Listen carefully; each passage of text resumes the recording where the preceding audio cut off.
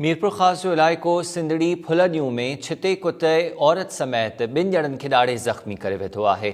सिंधड़ी जो इलाइक़ो फुलडियूं जिते छिते कुते जे ॾाढ़ण सबबि औरत समेत ॿ ॼणा ज़ख़्मी थी पिया। 25 वरनि जी सोणी ख़ास खेली ऐं 22 वरनि जे भूरालाल भील खे मीरपुर ख़ास इस्पताल मुंतक़िल करे वैक्सीन कई वई आहे। तफ़सील मालूम कयूं था टाइम न्यूज़ सिंधड़ी जे रिपोर्टर असद शर खां। असद, वधीक आगाह कजो, छितनि कुतनि जे ॾाढ़ण सबबि 2 ॼणा ज़ख़्मी थिया आहिनि। जी आमिर, अॼु जीअं ई सुबुह सां जेको आहे छितो कुतो पंहिंजे माल खे गाह ॾियण वञी रही हुई। 50 वरनि जी सोणी ख़ास केली उन खे खाई वियो ऐं दुकान ते वञी रहियो हो।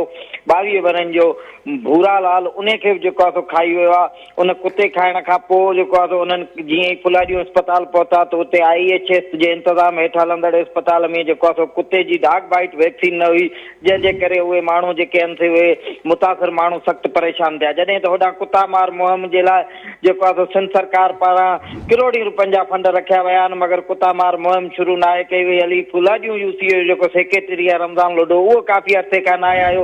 हालांकि इंतज़ामी सतह ते इहो त हर UCO जे अंदरि जेको आहे कुता मार मुहिम शुरू कई वञे ऐं उहे कुता मारिया वञनि। इन हवाले सां जेके UC सेक्रेटरी आहिनि उहे निंड सुतल आहिनि, जंहिंजे करे माण्हू जेके आहिनि उहे छितनि कुतनि जे आज़ार सबबि भोॻे रहिया आहिनि। जी, अपडेट करण लाइ महिरबानी अवां जी असद शर।